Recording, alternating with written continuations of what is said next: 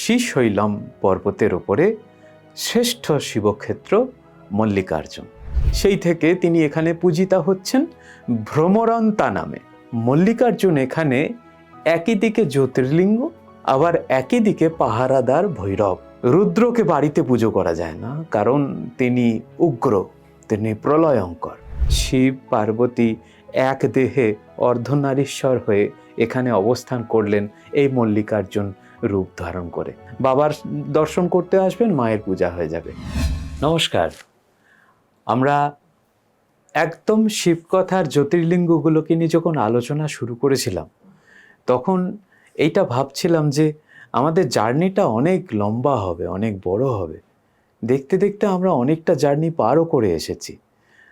আর হয়তো আপনাদের সঙ্গে 2-3টে পর্বেই কথাবার্তা হবে। এই শেষ যাত্রায় এসে আজকে এক মিষ্টি শিবের কথা বলি। তিনি হচ্ছেন মল্লিকার্জুন। অন্ধ্রপ্রদেশের শ্রীশৈলম পর্বতের ওপরে শ্রেষ্ঠ শিবক্ষেত্র মল্লিকার্জুন। কেন মিষ্টি শিবের কথা বললাম? আসলে নামের মধ্যেই একটি অসামান্য সুন্দর গন্ধযুক্ত ফুলের নাম জড়িয়ে আছে, মল্লিকা ফুল। কেন এমন একটা ফুলের নাম একটি জ্যোতির্লিঙ্গের সঙ্গে জড়িয়ে গেল, এর একটা মিথ রয়েছে। বলা হয় যে গুপ্ত বংশীয় রাজকন্যা চন্দ্রাবতী, তিনি মল্লিকা ফুলে প্রতিদিন শিবার্চন করতেন। সেই থেকে তার পূজিত যে শিলাখণ্ড জ্যোতির্লিঙ্গ, সেটি মল্লিকার্জুন নামে পরিচিতি পায়। কিন্তু এও বাহ্য, এর বাইরেও তার এই মিষ্টত্বের আরেকটা জায়গাও রয়েছে। সেটা হচ্ছে যে এখানে এই শ্রীশৈলম ক্ষেত্রে বলা হয় এটি একটি সতীপীঠ। এখানে দেবীর চিবুক পড়েছিল। সেই থেকে তিনি এখানে পূজিতা হচ্ছেন ভ্রমরন্তা নামে, এবং তাকে পাহারা দিচ্ছেন এক ভৈরব। তিনি হচ্ছেন এই মল্লিকার্জুন। অর্থাৎ মল্লিকার্জুন এখানে একই দিকে জ্যোতির্লিঙ্গ, আবার একই দিকে পাহারাদার ভৈরব। কিসের জন্য পাহারা দিচ্ছেন? অনন্ত প্রেমের সাক্ষী হয়ে পাহারা দিচ্ছেন। সেজন্য তিনি সদা সতর্ক, তিনি ঘুমন না। তার পুজো যে কোনো সময়ে করা যায়, এবং তার দেহ খসখসে, দাগযুক্ত। যেরকমভাবে ভীমাশঙ্কর দেবতা, আপনাদের জ্যোতির্লিঙ্গের কথা বলেছিলাম, তার দেহ খসখসে। এবং তারও আগে যখন আমরা প্রবেশকের কথা বলছিলাম, তখন যে শিবের রূপের কথা বলছিলাম, তখন আমরা একই সঙ্গে আপনাদের রুদ্রের কথা বলেছিলাম। রুদ্রকে বাড়িতে পুজো করা যায় না, কারণ তিনি উগ্র, তিনি প্রলয়ঙ্কর। এই মল্লিকার্জুন, তিনি যখন জ্যোতির্লিঙ্গ, তখন তিনি শিবম অদ্বৈতম শান্তম।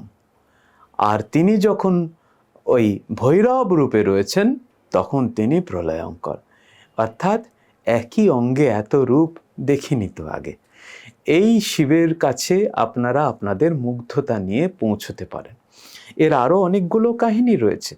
যেমন ধরা যাক একটি কাহিনী যেটি শিব পুরাণে রয়েছে, যে এই নারদ, আপনারা নারদের নানা কাণ্ড কারখানা শুনেছেন। ভদ্রলোক সুবিধেন না সবসময়, তিনি বিভিন্ন জায়গায় লাগানি ভাঙানি করতেন। তো তারই একটি লাগানি ভাঙানির উদাহরণ হিসেবে তিনি কার্তিকের কাছে গিয়ে বলেন যে পার্বতী এবং শিব, তিনি এই মানে জ্যেষ্ঠ কার্তিককে বাদ দিয়ে কনিষ্ঠ গণেশের বিবাহের বন্দোবস্ত করেছেন। এই শুনে খুব রেগে টেগে গেলেন আর কি কার্তিক। তিনি বাড়ি থেকে মান করে পালিয়ে যাওয়ার মতো এই শ্রীশৈলম পর্বতের ওপরে এসে ঘুম ধরে বসে থাকলেন। এবং যখন শিব আর পার্বতী এই কথা উপলব্ধি করে কার্তিকের মানভঞ্জন করতে আসলেন, তখন আবার তার আগে নারদ এসে তার কানে মন্ত্র দিলেন যে এরপরে তোমার সঙ্গে একটি অতীব কুরূপা মহিলার বিবাহ দেওয়ার ব্যবস্থা করে তোমার মানভঞ্জনের ব্যবস্থা করতে আসছেন তোমার বাবা মা। তো তখন দ্রুত সেই স্থান পরিত্যাগ করে দাক্ষিণাত্যের দিকে কার্তিক চলে গেলেন। তো এই মল্লিকা এবং অর্জুন অর্থাৎ পার্বতী এবং পরমেশ্বর তারা এসে এখানে যখন দেখলেন যে এখান থেকেও কার্তিক চলে গেছেন, তখন তারা বুঝলেন যে কার্তিকের পেছনে পিছু ঢাওয়া করে লাভ নেই, বরং কার্তিকই ঘুরে আসবে, আমরা এখানে অবস্থান করি। এই অবস্থান করতে করতে তারা শিব পার্বতী এক দেহে অর্ধনারীশ্বর হয়ে এখানে অবস্থান করলেন এই মল্লিকার্জুন রূপ ধারণ করে। এই কাহিনীও রয়েছে, অর্থাৎ এক যাত্রায় পৃথক ফল হওয়ার সম্ভাবনা রয়েছে এখানে। যদি শিবের অর্চনা করতে আসেন, শিবের মধ্যেই মিশে থাকা মল্লিকার সাধনাও আপনাদের হয়ে যাবে, পার্বতীর কথা হয়ে যাবে, রথ দেখতে এসে কলা বেচাও হয়ে যাবে, বাবার দর্শন করতে আসবেন, মায়ের পূজা হয়ে যাবে। তাই আপনারা যদি এই দ্বৈত রূপের অমিত সুধাময় অর্চনার পুণ্য অর্জন করতে চান, তাহলে অন্ধ্রপ্রদেশে যান এবং শ্রী মল্লিকার্জুনকে দর্শন করুন। আজকে আমরা আপনাদের মল্লিকার্জুনের কথা বললাম, এরপরে আর এক জ্যোতির্লিঙ্গ, মহা জ্যোতির্লিঙ্গের কথা আপনাদের বলবো। আজকে এটুকুই। নমস্কার।